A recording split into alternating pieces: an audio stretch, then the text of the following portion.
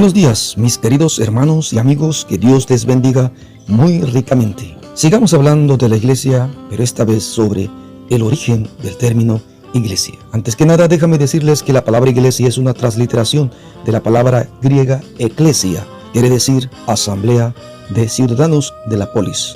Para esto, quiero dividir en tres partes esta enseñanza y así entender el significado nuevo que se le dio en el Nuevo Testamento frente a su trasfondo histórico. Empecemos. Número 1. Eclesia en la era de la democracia de Pericles, año 461 a.C. Eclesia era la principal asamblea de la democracia ateniense en la Grecia clásica. Estamos hablando del año 499 y año 323 a.C. Fue instaurada por Solón en el año 594 a.C.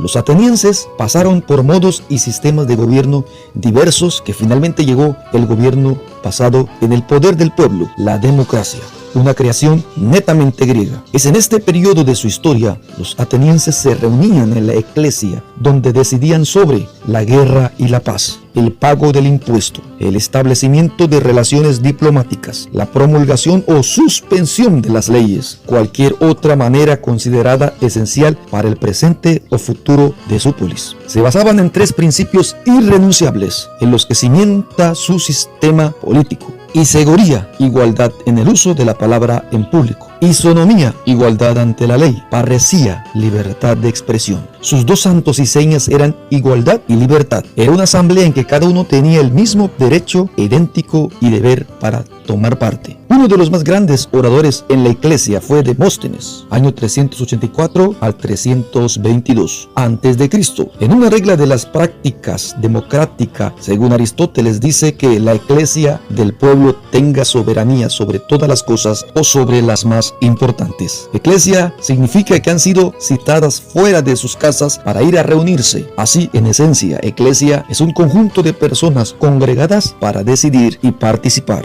Número 2. Eclesia en la Septuaginta. La Septuaginta utiliza eclesia para traducir en griego la palabra hebrea kaal, que significa congregación, asamblea, compañía o cualquier otro cuerpo organizado. Normalmente, kaal es usada para significar la asamblea del pueblo de Israel. Veamos lo que dice en la Septuaginta. Deuteronomio 18:16 dice: es exactamente lo que tú pediste a Yahvé tu Dios en el Horeb el día de la eclesia, diciendo. Jueces 22. Los principales de todo el pueblo y todas las tribus de Israel acudieron a la eclesia del pueblo de Dios. Primera de Reyes 8:14. Se volvió el rey y bendijo a toda la eclesia de Israel, mientras que toda la eclesia de Israel estaba en pie. Es muy común en la Septuaginta, donde aparece eclesia unas 70 veces. La palabra original hebrea pone todo el énfasis en Dios y la palabra original griega pone todo el énfasis en la política ateniense. También hay que añadir que la palabra eclesia es usada como sinónimo de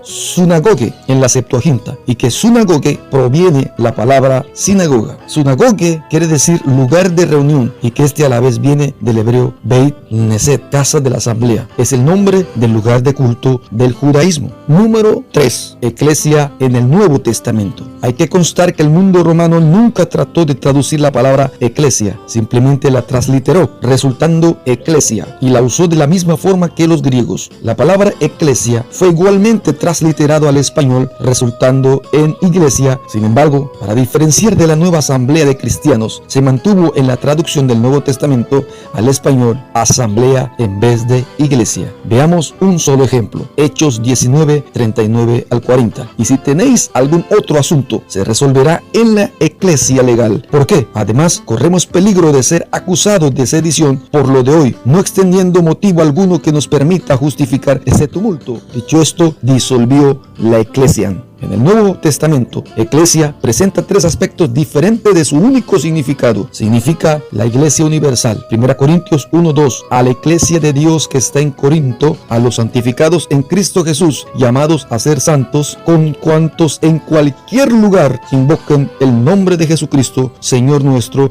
de nosotros y de ellos. Significa una iglesia local en particular. Romanos 16:1. Febe, nuestra hermana diaconisa de la iglesia de Cencrea. 1 Corintios 1:2 a la iglesia de Dios que está en Corinto. Gálatas 1:2 a la iglesia de Galacia. Significa la asamblea real de creyentes que en cualquier parte se reúnen para adorar. 1 Corintios 11:18. Pues ante todo oigo que al reuniros en la iglesia hay entre vosotros divisiones, y lo creo en parte. 1 Corintios 14:19. Pero en la iglesia prefiero decir 5 palabras con mi mente para instruir a los demás. En el verso 23 dice: si pues se reúne toda la iglesia y todos hablan en lenguas y entran en ella, no iniciados o infieles, ¿no dirán que estáis locos? Pablo llegó a pensar en términos de la iglesia universal, de la cual las congregaciones individuales formaban parte. El historiador Sir William Ramsay vio en la configuración del Imperio Romano un antecedente de lo que bien pudo haber afectado el pensamiento de Pablo. Cualquier grupo de ciudadanos romanos reunidos en cualquier parte del mundo constituía un compentus civium Romanorum, una asamblea de ciudadanos romanos. Donde quiera que estuvieran reunidos, eran parte de la gran comprensión de Roma. No tenían sentido al margen de Roma, eran parte de la gran unidad, y cualquier ciudadano romano que llegara a esa ciudad era automáticamente un miembro más del grupo. El grupo podía estar separado de Roma por la distancia, pero en espíritu era parte de ella. Esta es precisamente la concepción paulina de eclesia. Un hombre puede ser miembro de cualquier congregación local dentro de una cierta comunión dada, pero si su pensamiento queda ahí, está muy lejos de la verdadera concepción de iglesia. Conclusión: la palabra española iglesia, que nos vino del griego ecclesia y del latín ecclesia, si bien es cierto, no tiene un trasfondo religioso en el mundo griego ni romano. Sin embargo, la nueva eclesia, instituido y organizado por Jesucristo, la tomó para hacerla suya y la consagra para diferenciarla de las otras eclesia convocadas aquí en la tierra. Es por eso que en español la palabra iglesia es exclusiva de la asamblea de creyentes llamados por Dios. La iglesia es el todo universal, del cual cada congregación local es una parte, y lo más importante no es ser miembro de tal y tal congregación o de tal y tal comunión, sino ser miembro de la iglesia universal de Dios. Gracias, mis amigos y mis hermanos, y que Dios les siga bendiciendo muy ricamente. Amén.